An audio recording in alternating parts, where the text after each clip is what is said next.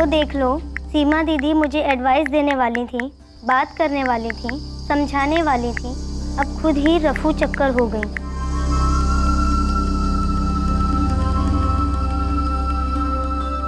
मैंने कहा था तुझसे नम्रता, जो होगा अच्छे के लिए ही होगा, टेंशन मत लेना।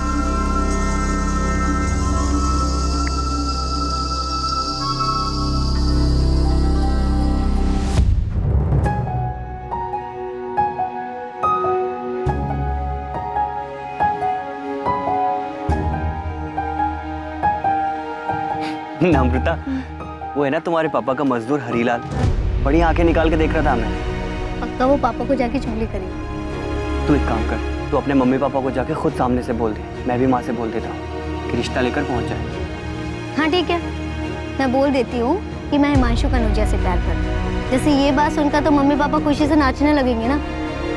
अब नाचे या फिर तांडव करे, बताना तो पड़ेगा ना मेरी।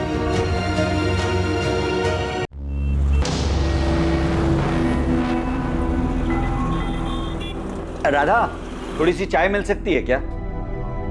जी चाचा जी, बस 5 मिनट दीजिए।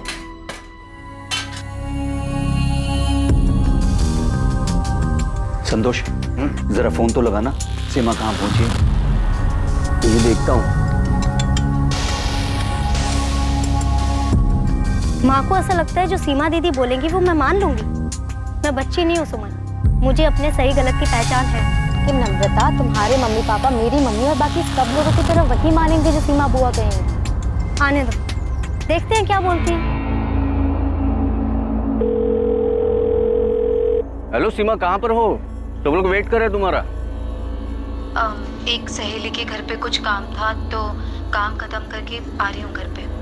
कहाँ पर हो तुम? रास्ते में हूँ मैं तुम्हें। हेलो हेलो सीमा, हेलो। चाचा जी, सीमा रास्ते में ही है, पहुंच रही है। नम्रता के सिर पर जो भूत सवार है ना, बस सीमा ही उसे उतार सकती है, देखना। लो वैशाली। नम्रता को समझाते समझाते थक गई हूँ मैं। नम्रता समझदार है, बस थोड़ी सी बहक गई है। आप चिंता मत करिए, सीमा आएगी, उससे अच्छे से बात करेगी और उसे समझा देगी और उसे सही रास्ता भी दिखा देगी। चाची, प्रिया को लेने मुझे स्कूल जाना है। अगर 2:30 बजे तक सीमा दीदी नहीं आई तो मैं निकल जाऊंगी। वैशाली, मैं ये कह रही थी कि तुम प्रिया को लेके ना स्कूल से सीधे यहीं आ जाना। वो क्या है कि तुम्हारी भी जरूरत पड़ेगी मुझे। कोशिश करूंगी चाची, सीमा दीदी समझा देगी नम्रता को। आप चिंता मत करो, नम्रता बात मान लेगी सीमा दीदी की। चर्चा में आने वाला मामला नम्रता अग्रवाल से संबंधित था और परिवार की यह मीटिंग 2 रात पहले ही तय हुई जब नम्रता के पिता शिव प्रसाद अग्रवाल ने सीमा साहू को कॉल किया। प्रणाम चाचा जी, कैसे हैं आप? मैं ठीक हूँ सीमा बेटा। परसों मैं और तुम्हारी चाची यहाँ बल्लीपुर से नम्रता को लेकर भोपाल आ रहे हैं। तुम टाइम निकाल कर रखना बेटा। चाचा जी, आप नम्रता को फोन दीजिए, मैं फोन पर बात करती हूँ उससे। ना बेटा, नम्रता थोड़ी अड़ियल हो गई है, तुम सामने बैठकर ही उसे समझाना। ठीक है चाचा जी, आप लोग आ जाइए। हम लोग राधा के घर पर आएंगे, तुम भी वहीं आ जाना दोपहर तक। ठीक है, मैं आ जाऊंगी। वैशाली को भी वहीं बुलाएं। ठीक है, प्रणाम। चाचा जी चाहते हैं कि मैं नम्रता से बात करूं। हाँ, तुम बात कर लो सीमा, लेकिन मेरे ख्याल से उनके फैमिली मैटर में ज्यादा दखल मत देना। उनका फैमिली मैटर, फैमिली तो एक ही है ना यशवंत। अरे वो कजन है मेरी, चाचा जी की बेटी है। लेकिन दूसरों के मामले में सलाह देने की एक हद होती है। सलाह दखल अंदाजी ना बन जाए, उसका ख्याल रखना चाहिए। ठीक है, मैं बात करूंगी नम्रता से, वो मेरी बात जरूर सुनेगी।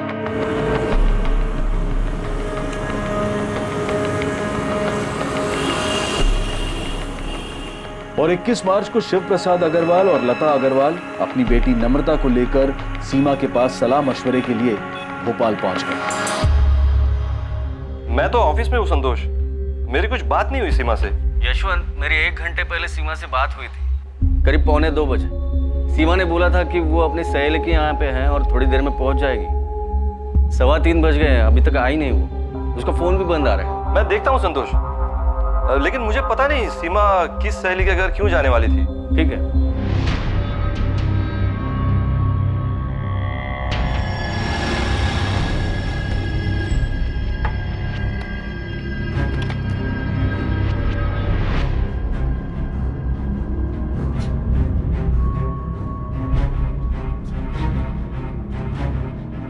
हाँ राजेश, बेटा मम्मी घर पर है क्या? नहीं पापा, यहाँ पर तो ताला लगा हुआ है। और अगर मम्मी राधा मामी के घर जाने वाली थी तो अभी घर वापस क्यों आती? जरा पड़ोस में पूछो, मम्मी कहीं किसी के घर कुछ काम से तो नहीं गई?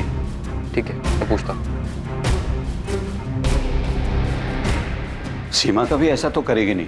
फोन तो अब भी बंद ही आ रहा है चाचा। संतोष, सीमा ने कुछ बताया था कि वो किस सहेली के यहाँ गई है?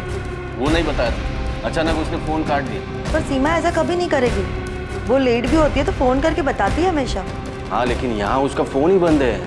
संतोष, फिर से ट्राई करो, हो सकता है उसके फोन की बैटरी गई हो और वो फोन चार्ज कर रही हो।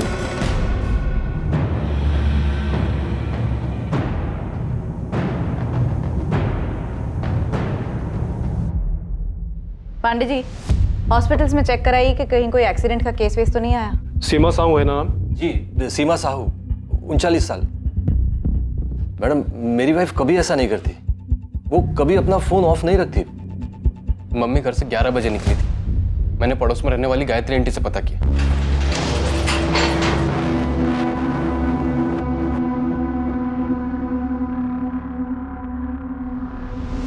हॉस्पिटल्स में पता करते हैं। वैसे आपने बताया कि उन्होंने किसी संतोष को। जी, संतोष, वो सीमा के बड़े भाई के दोस्त हैं, घर वाले जैसे ही हैं। उन्होंने ही बात की थी। और उन्होंने बताया कि वो किसी सहेली के घर पर हैं। आपने वहां पता किया? कौन सी सहेली पता नहीं ना। सीमा के दोस्त हैं, वो तो हमारे मोहल्ले में ही रहते हैं। और मैडम, आज सीमा के चाचा जी खास बल्लीपुर से यहाँ आए थे सीमा को मिलने। उनकी मीटिंग तय थी। पर इसमें सीमा का इस तरह कहीं चले जाना। ठीक है, देखते हैं। वैसे हम कल तक वेट करके ही मिसिंग का FIR बना सकते हैं। आपकी वाइफ अडल्ट हैं। आप लोग अपनी तरफ से कोशिशें जारी रखिए। हो सकता है किसी के घर पर हो, पूछताछ करते रहिए। जी मैम।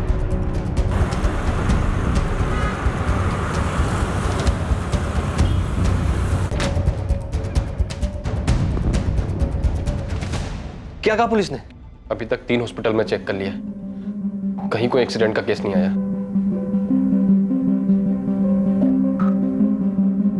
चाचा जी, मैंने बहुत जगह पूछा, कहीं कोई रिक्शा विक्शा के एक्सीडेंट की खबर नहीं है। तो कहाँ गई होगी सीमा?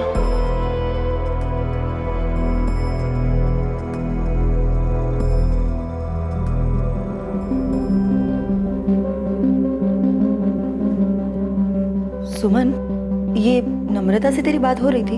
हाँ, बातें तो हो ही रही थी, लेकिन तुम ऐसे क्यों पूछ रही हो जैसे मुझे कुछ पता है कि सीमा बुआ कहाँ गई हैं? बेटा, मुझे लगता है नम्रता है ना, ये यहाँ अपने मन से नहीं आई थी सीमा से बात करने। चाचा चाची इसे जबरदस्ती लेकर आए हैं। अम्मा, तुम खुद नम्रता से क्यों नहीं पूछ लेती? उसे पता होगा कि सीमा बुआ यहाँ क्यों नहीं आई। लो देख लो, सीमा दीदी मुझे एडवाइस देने वाली थी, बात करने वाली थी, समझाने वाली थी, अब खुद ही रफू चक्कर हो गई।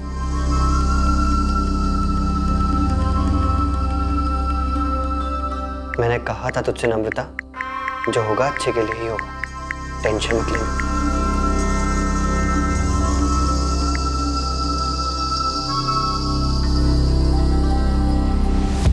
क्या कोई ऐसी बात है जिसकी वजह से वो अपने आप कहीं चली गई?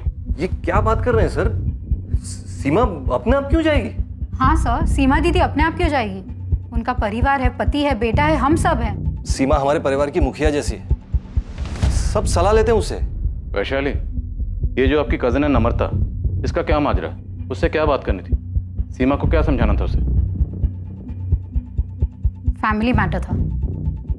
तो फिर जाइए और जाकर अपना फैमिली मैटर सॉल्व करिए। जब तक आप हमें पूरी बात नहीं बताएंगे, हम उसे ढूंढेंगे कैसे? सर, नम्रता के गांव बल्लीपुर में एक लड़का है, हिमांशु कनौजिया। नम्रता उससे शादी करना चाहती है।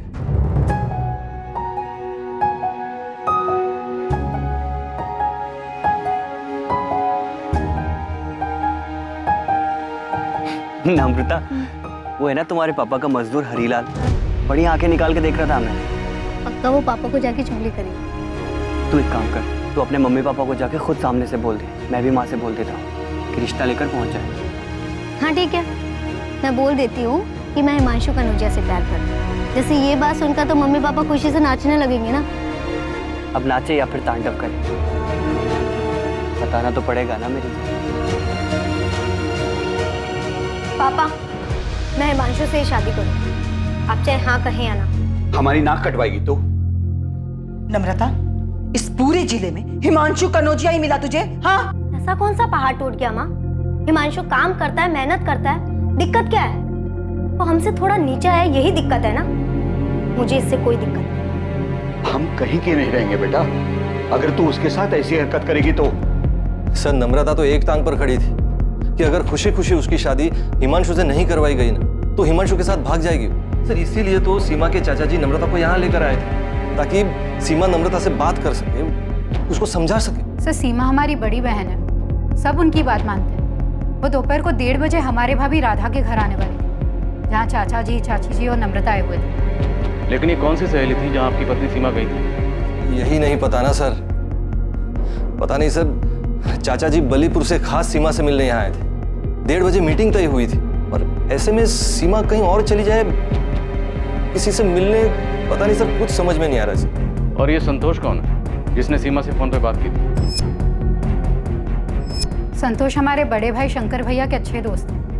शंकर भैया अब नहीं रहे, संतोष परिवार जैसे हैं हमारे। सीमा ने संतोष से कहा कि वो अपनी एक सहेली के यहाँ गई थी। झूठ बोलेगी? सर, झूठ क्यों बोलेगी सीमा? किस लिए?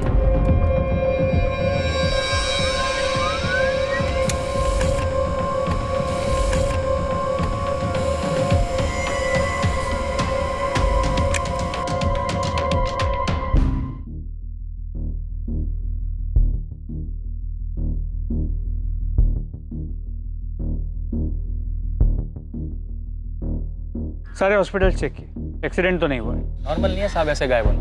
ये पक्का आप जो नम्रता बोल रहे हैं उसके कनेक्शन से कुछ हुआ होगा, क्योंकि घर की एक जिम्मेदार औरत जिस पे पूरे परिवार वाले अपने अहम फैसले लेने के लिए निर्भर करते हो, वो खुद से तो गायब नहीं हो सकती। नम्रता वाला एंगल हम चेक करेंगे, वहाँ बल्लीपुर में उसके बॉयफ्रेंड हिमांशु कनौजिया से भी बात करेंगे। ठीक है साहब, मैं पता करता हूँ। आप केवल सीमा के फोन के लास्ट लोकेशन मिल जाए तो मुझे इन्फॉर्म कर देना, उस एरिया में ढूंढने में आसानी होगी। कमाल कर रही हैं आप विशाली दीदी, और चाचा जी को भोपाल बुलाकर यहाँ सीमा दीदी बल्लीपुर क्यों आएगी? और अगर हमारे घर यहाँ आना होता उन्हें तो क्या बता के नहीं आएगी? मुकेश, 3 दिन हो गए, सीमा दीदी का कुछ पता नहीं चल रहा। वैसे कहाँ चली गई वो? ये पक्का हिमांशु और नम्रता का किया कराया है। चाचा जी भी अजीब है, अगर नम्रता का ऐसा कुछ चल भी रहा था तो यहाँ आके हमसे बात नहीं की है, वहाँ सीधा भोपाल पहुँच गए। मुकेश, अभी ये सब बात करने का टाइम नहीं है। दीदी गायब है, पहले उन्हें ढूंढना है। क्या हुआ, कुछ पता चला मुकेश? नहीं, बस सीमा दीदी का फोन अभी भी बंद आ रहा है। तंग आ गई होगी, हर किसी का प्रॉब्लम सुलझाते सुलझाते। तंग आ भी गई होगी तो क्या जीजा जी और राजेश को छोड़ के चली जाएंगी? बोलो। देखो अब कहाँ मिलती हैं, कहीं तो गई होगी। असलम, कुछ नाश्ता बनाऊं? नहीं, रहने दो, आज काम कुछ ज्यादा है। मेरी कोई जरूरत हो तो फोन कर लेना। ठीक है, मैं जीजा जी से मिलाती हूँ, परेशान होंगे वो। ठीक है, मिला, मैं निकलता हूँ।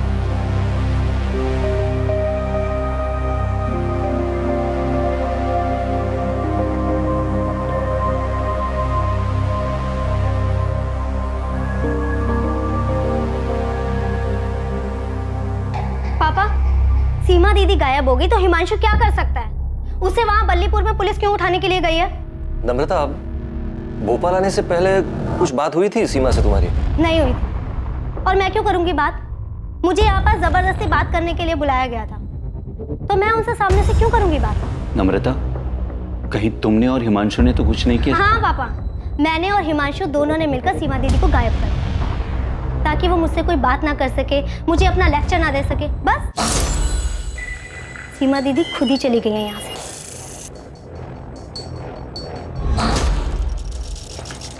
सर, सीमा साहू का फोन 21 मार्च को हाथी चौक एरिया में स्विच ऑफ हुआ। टाइम 1:49। कितने बजे के करीब ही संतोष ठाकुर की सीमा से फोन पर बात हुई? हेलो सीमा, कहाँ पर हो? सब लोग वेट कर रहे हैं तुम्हारा। हाँ सर, संतोष से बात की मैंने, उसने बताया कि सीमा ने अचानक फोन काट दिया। उसने कहा था कि वो अपने किसी सहेली के यहाँ पे है। मैंने पूछा कितना टाइम लगेगा, तो सीमा बोल ही रही थी कि उसका फोन कट गया। आप खुद ही सुन लीजिए। हेलो सीमा, कहाँ पर हो? तुम लोग वेट कर रहे हैं तुम्हारा। एक सहेली के घर पे कुछ काम था, तो काम खत्म करके आ रही हूँ घर पे। कहाँ पर हो तुम? रास्ते में हूँ मैं तुम्हें।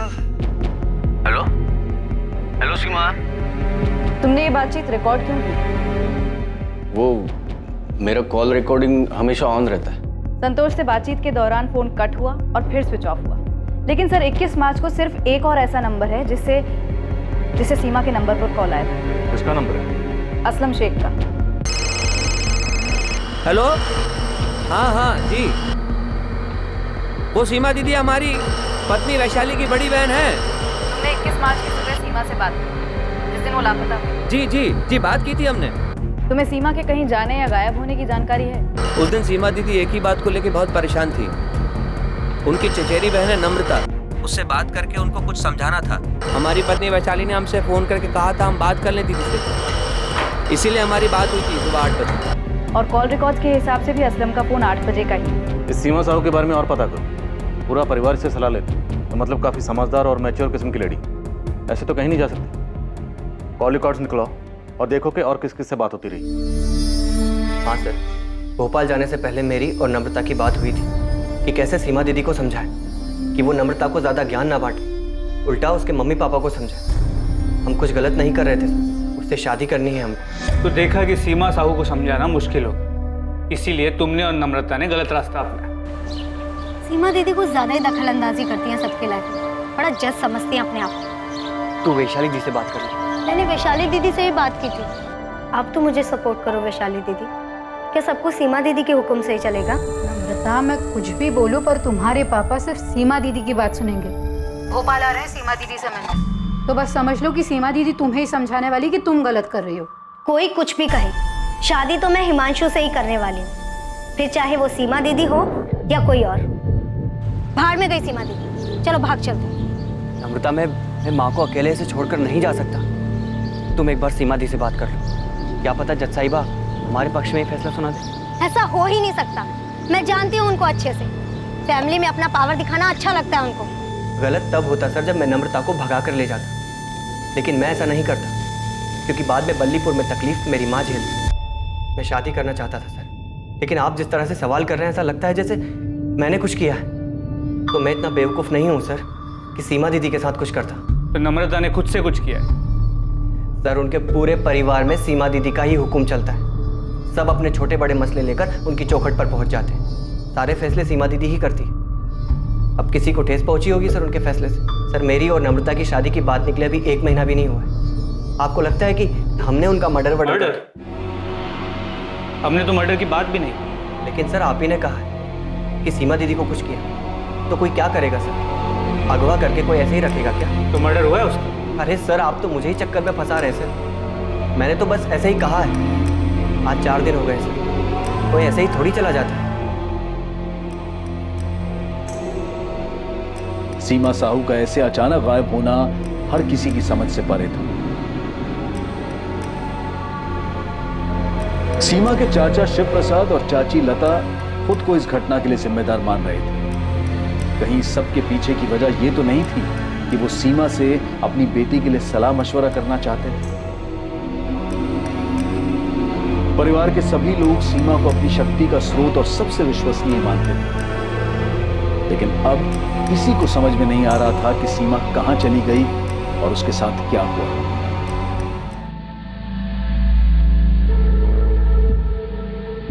हाँ, यही वो लेडी है, पक्का पक्का।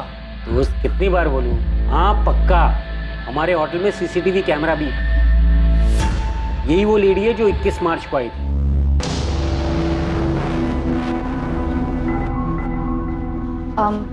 Room number 201, Mukhtar Syed. आपका नाम? सीमा साहब। 1 मिनट।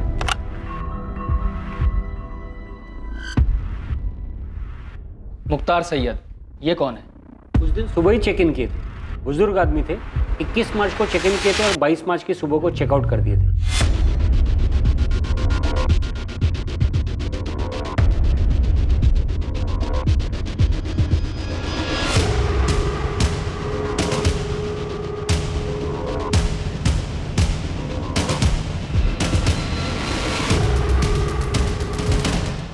तो ये सीमा साहू रूम नंबर 201 में मुख्तार सैयद से मिलने गई थी। हाँ, मैंने ही मुख्तार जी से बात की थी और फिर इस लेडी को उनके कमरे में भेजा था।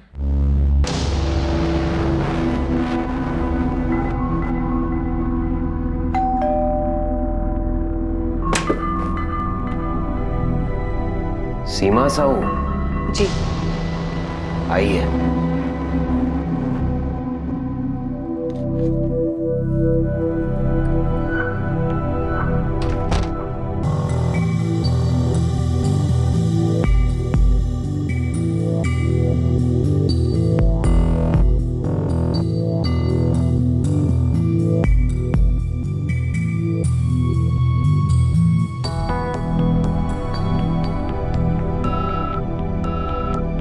ये रेड साइन होटल हाथी चौक पर है मैडम, जहां आपने कहा था कि सीमा साहू का फोन स्विच ऑफ हुआ। लेकिन सीमा ये मुख्तार सैयद से मिलने क्यों गई थी? कौन है ये मुख्तार सैयद?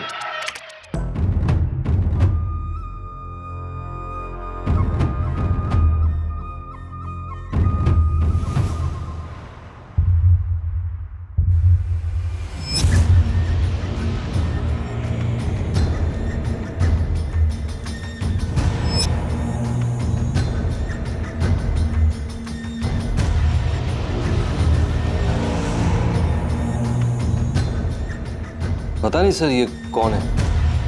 हमें होटल के रिकॉर्ड से ये आधार कार्ड मिला। अगर ये आधार कार्ड असली है तो हम इसकी बाकी डिटेल्स निकलवाएंगे। और आप इस तस्वीर को देखिए, ये कोई बाबा किस्म का आदमी लगता है। क्या सीमा किसी बाबा से मिली थी?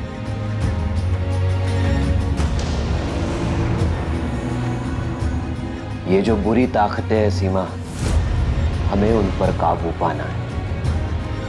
जो तुम्हारे मंसूबे पर बुरी नजर डाल रहे हैं, उन बुरी नजरों को हमें दूर करना है। हम सबको मिलकर इन बुरे प्रभावों पर वार करना है और इन नकारात्मक तत्वों को हमें मिटाना है।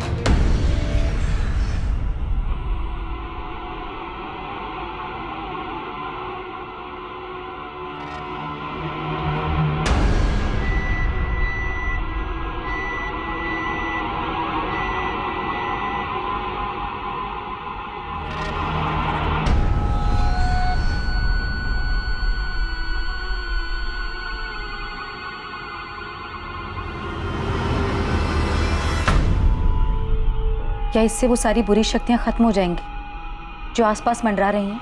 सब कुछ खत्म हो जाएगा, धीरे धीरे सब कुछ खत्म हो जाएगा।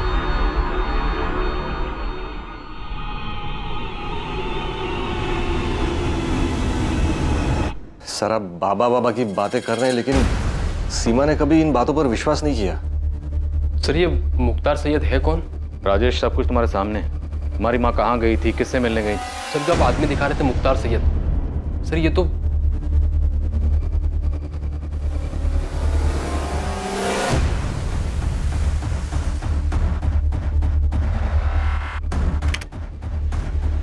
ध्यान से देखिए सर, इस आदमी के चेहरे पे दाढ़ी में सब कुछ नकली लग रहा है। सर ये तो कोई ढोंगी है।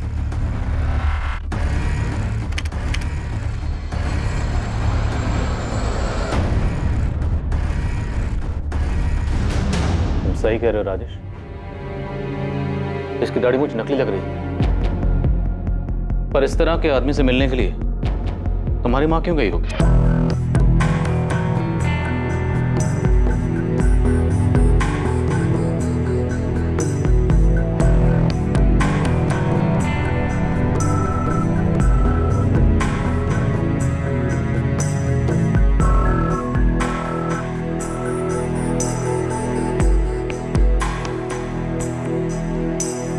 सीमा कभी किसी बाबा के पास नहीं गई। वो सिर्फ गुरु प्रमोद जी की प्रवचन सभा में जाती थी, वो भी हफ्ते में एक बार। मनुष्य को सब कुछ समय पर ही छोड़ देना चाहिए। समय आने पर सभी काम अपने आप होने लगते हैं। प्रकृति का चक्र भी समय के अनुसार ही चलता है।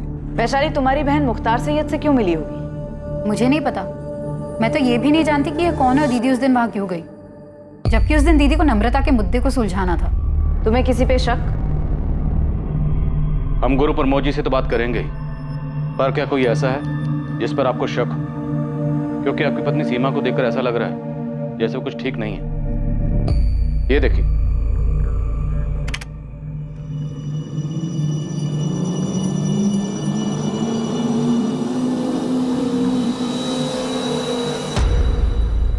सीमा जिस तरह से चल रही है, ऐसा लग रहा है जैसे ये नशे में।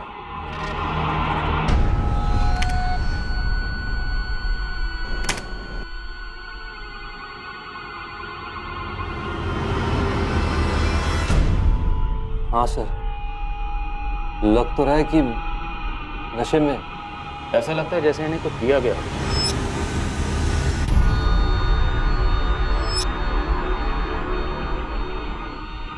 हाँ, ऐसा लग रहा है कि सीमा दीदी को किसी ने कोई नशीली चीज खिलाई पिलाई होगी। ऐसा ही लग रहा है। हमने उसकी आवाज़ भी सुनी। संतोष ने उसके साथ हुए कॉल को रिकॉर्ड कर लिया था। एक सहेली के घर पे कुछ काम था तो काम खत्म करके आ रही हूँ घर पे। कहाँ पर हो तुम? रास्ते में हूँ मैं तुम्हें। हेलो हेलो सीमा।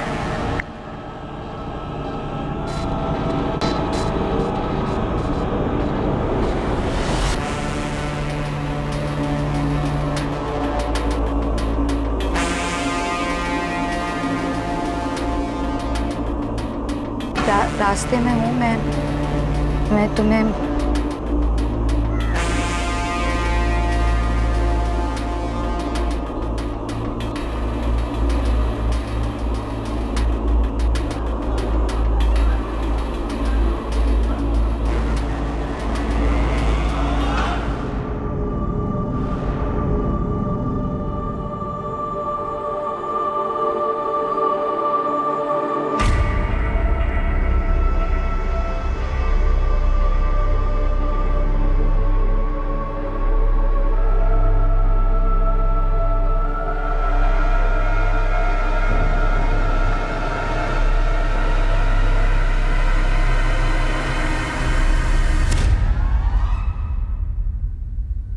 जीजा जी, ये संतोष ने कुछ किया है। संतोष ठाकुर? हाँ, उसने दीदी के साथ फोन पर की गई बात की रिकॉर्डिंग क्यों की? क्यों किया होगा उसने ऐसा? सर, ये सब कुछ मुकेश मामा ने किया है। उन्हीं का हाथ है इसमें। तुम्हारे मुकेश मामा जो बल्लीपुर में रहते हैं? हाँ। लालू तो इतनी ज्यादा छुट्टी लेगा, एक काम कर, तो हमेशा के लिए छुट्टी ले ले। मामा और मामी दोनों ने मिलकर किया है ये। लेकिन राजेश, तुम्हारी माँ मुख्तार सैयद से मिलने खुद गई हैं। जरूर मामा और मामी ने मिलकर कोई तिगड़म बैठाया है। मामा बहुत गुस्सा है मम्मी पे। जब खेत की सारी देखभाल मैं करता हूँ, अनाज की सारी बिक्री और सब कुछ मैं ही देखता हूँ, और उसमें से जो भी पैसा आता है, तो इतना सारा पैसा मैं हर महीने राधा भाभी को क्यों दूं? मुकेश, क्योंकि वो अकेली हैं। उनके स्वर्गवासी पति शंकर भैया तुम्हारे, मेरे और वैशाली, हम तीनों के बड़े भाई थे। अरे इतनी समझ तो होनी चाहिए तुम में। अच्छा, तो मतलब मेहनत मुकेश करे और खाए सब।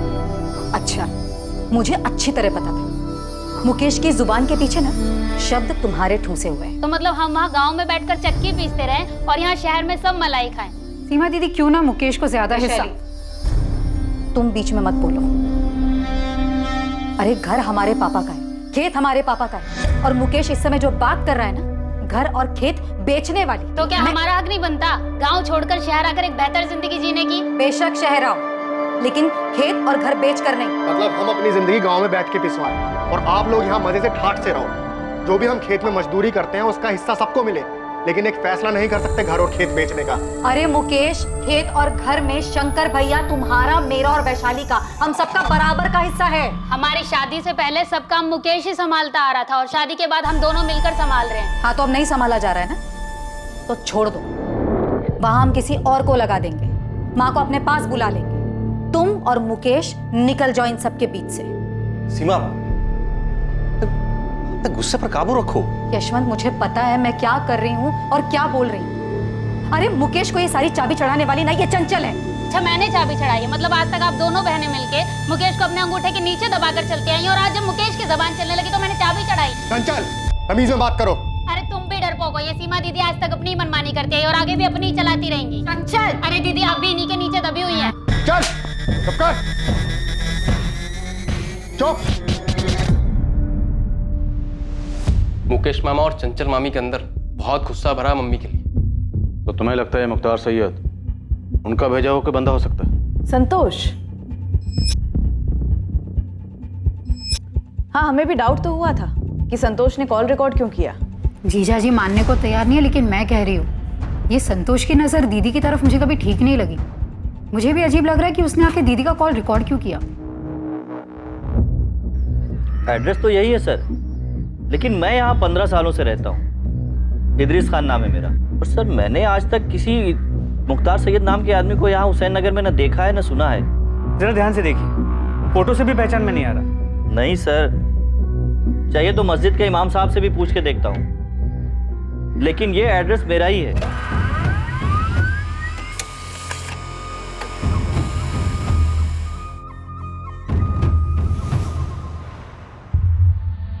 सर ये आधार कार्ड फर्जी है। ये आधार कार्ड नंबर किसी और के नाम पे रजिस्टर है, जिसका किसी भी मुख्तार सैयद नाम के आदमी के साथ दूर दूर तक कोई भी रिश्ता नहीं। सिम कार्ड 19 मार्च को खरीदा गया, लेकिन ना ही उससे कॉल कोई किया गया और ना ही कोई कॉल आया उसका। यही वो नंबर है जिसके डॉक्यूमेंटेशन के लिए आधार कार्ड इस्तेमाल हुआ? जी सर, लेकिन फर्जी है। पर ऐसे किसी भी फर्जी मुख्तार सैयद से मिलने के लिए सीमा साहब क्यों जाएगी? सर कोई तो वजह होगी। सीसीटीवी कैमरा में साफ दिख रहा है कि सीमा वहाँ मुख्तार से मिलने गई थी। अब वो खुद से गई थी या किसी के इशारे पे गई, पर वो वहाँ गई थी, तो कोई तो वजह होगी।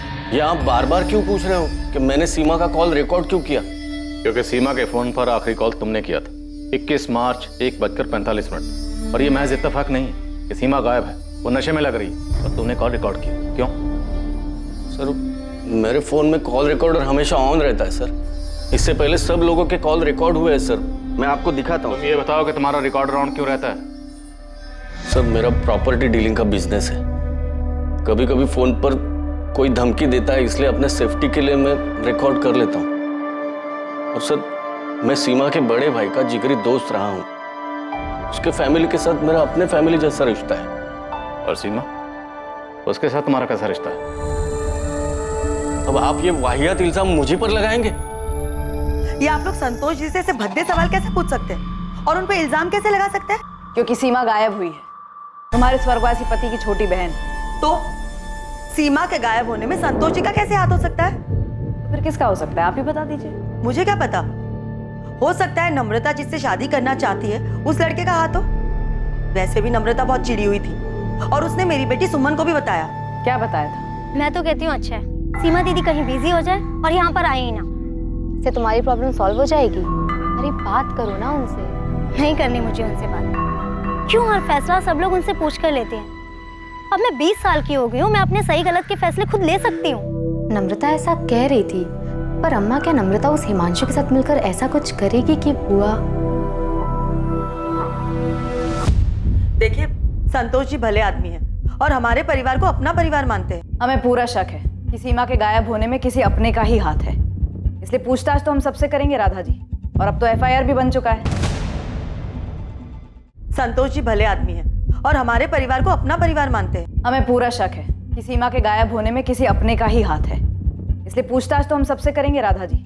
और अब तो FIR भी बन चुका है।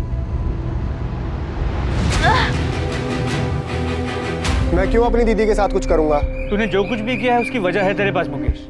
अरे आप लोग क्या बात कर रहे हैं? मुकेश तो अपनी दीदी के सामने भीगी बिल्ली बनकर रहता है। और तुम सबसे आंख मिला के बात करती हो। हाँ करती हूँ, और आपसे भी करूंगी अगर आप लोग हम पर गलत आरोप लगाएंगे तो। पर मेरी बेटी कहाँ है? कहाँ चली गई वो? माँ जी पिछले 7 दिनों से हम भी उसे ढूंढने की कोशिश कर रहे हैं, लेकिन अब तक हम उसे ढूंढ नहीं पाए। और इसी सिलसिले में मुकेश और चंचल को पूछताछ के लिए ले जा रहे हैं। लेकिन सर 21 मार्च को मैं यहीं गाँव में था। और आपके पास सबूत क्या है कि मुकेश ने यहाँ गाँव में बैठकर कुछ कराया हो? सबूत तो फिलहाल हमारे पास तुम्हारे खिलाफ भी नहीं है, इसीलिए पूछताछ बोल रहा हूँ। अगर सबूत होता तो इतने प्यार से बात नहीं करता। आपको पक्का हमारा नाम यशवंत जीजा जी ने दिया होगा। दिया जिसने भी हो, वजह तुम्हारे पास थी मुकेश। वजह किसके पास नहीं है सर?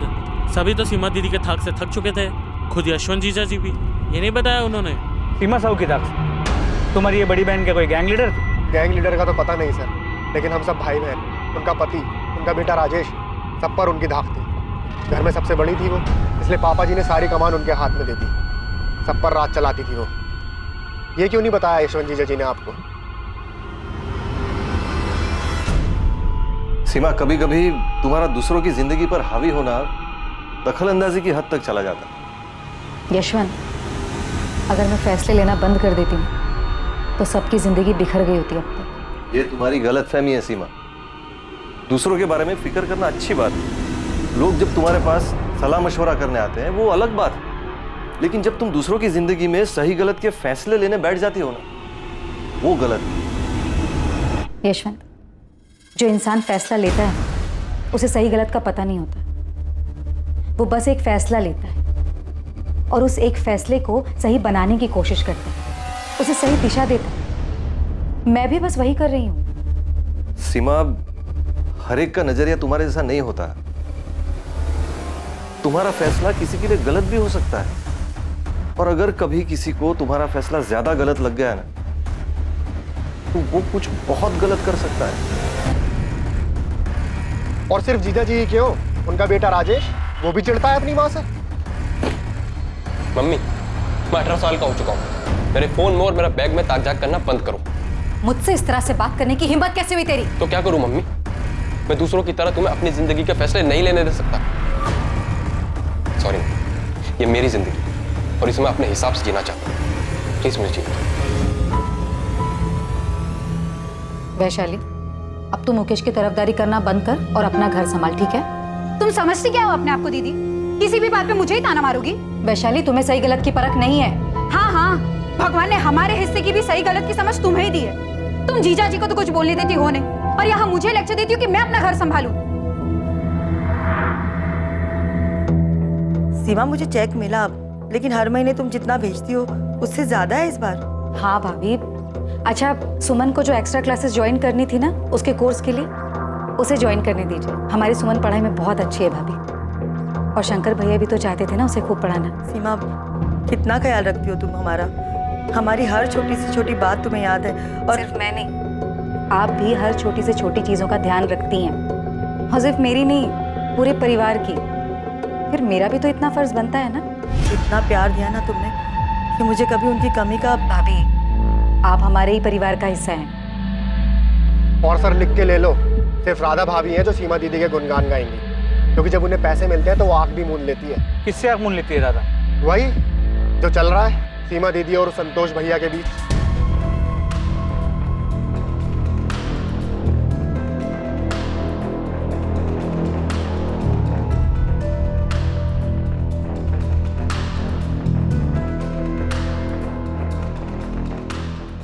पिंटू, मुझे किसी भी सूरत में ये इन्फॉर्मेशन चाहिए कि सीमा साहू इस मुख्तार सैयद से मिलने होटल क्यों गई। ठीक है साहब, मैं पता करता हूँ, लेकिन आप एक बार असलम शेख से भी पूछताछ करो साहब।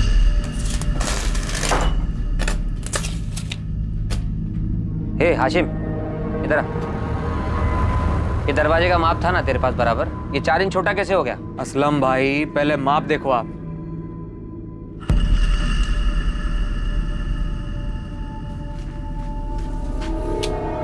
शमशेर ने यही माप दिया था। ए हाशिम, क्या कुछ भी? मुझ पे क्यों इल्जाम लगा रहा है? क्या है शमशेर ये? तूने माप ही गलत लिया है। बताओ।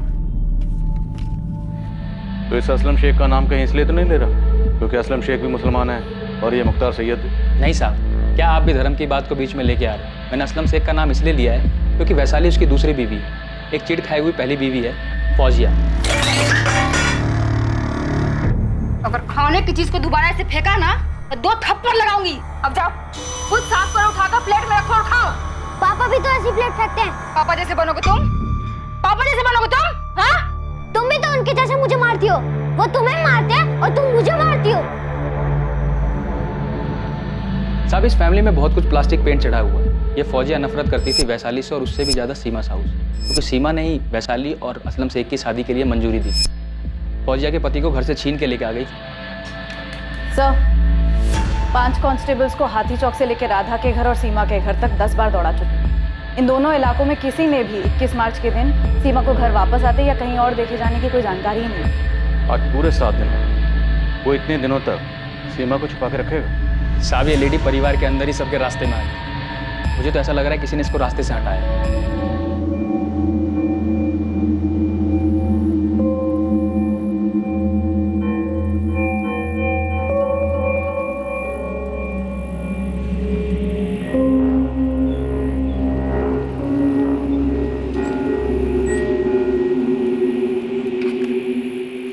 पता है, मुकेश भैया और चंचल भाभी को पुलिस पकड़ के ले गई। हाँ, और वहाँ भोपाल में भी काफी हलचल है। तेरे मम्मी पापा क्या बोल रहे हैं?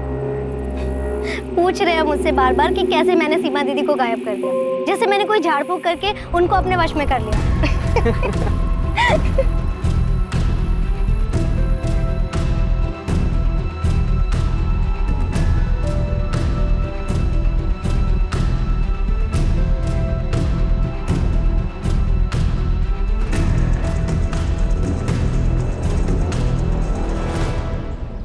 ईशा, हम दोनों को कोई भी अलग नहीं कर सकता, कोई भी नहीं। राजेश, मैं तुमसे एक सीधी सी बात पूछना चाहती हूँ। अब हाँ, पूछो ना।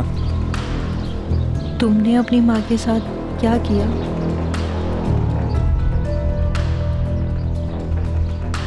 कभी कभी लगता है कि सीमा को ऐसे सब लोगों के लाइफ में घुसना नहीं चाहिए था। संतोष जी, आपको वो कॉल रिकॉर्डिंग डिलीट कर देनी चाहिए।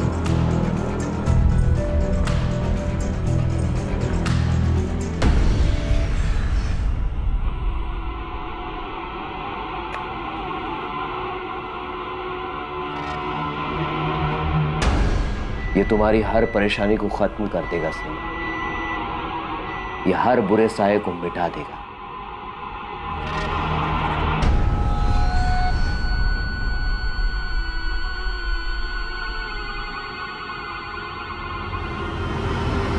हमें सबसे अलग अलग पूछताछ करनी होगी सर। सबको कोई ना कोई शिकवा रहा है इस सीमा साहू से। सर, मुझे इस बात का डर है कि शायद हम सीमा साहू को जिंदा ना पाए। मुझे भी यही लग रहा है। ऐसा लगता है कि सीमा साहू को पूरी तरह से किसी जाल में फंसाया गया, और ये जाल उसके किसी अपने नहीं बिछाए। सीमा साहू एक दृढ़ महिला थी। वो ऐसी बिल्कुल नहीं थी कि इतनी आसानी से कोई गलत कदम उठाए और मुख्तार सैयद जैसे फर्जी आदमी से मिलने चली जाए। जी सर, बिल्कुल किसी अपने ने ही धोखा दिया है सीमा को, या फिर ये भी हो सकता है कि सारे अपनों ने मिलकर साजिश रची ताकि हमें कोई सुराग ना मिले। वाह मुकेश, पुलिस की गाड़ी में तो तुम्हारे तेवर ही कुछ अलग थे। तुमने तो सारा चिट्ठा ही खोल दिया सबका।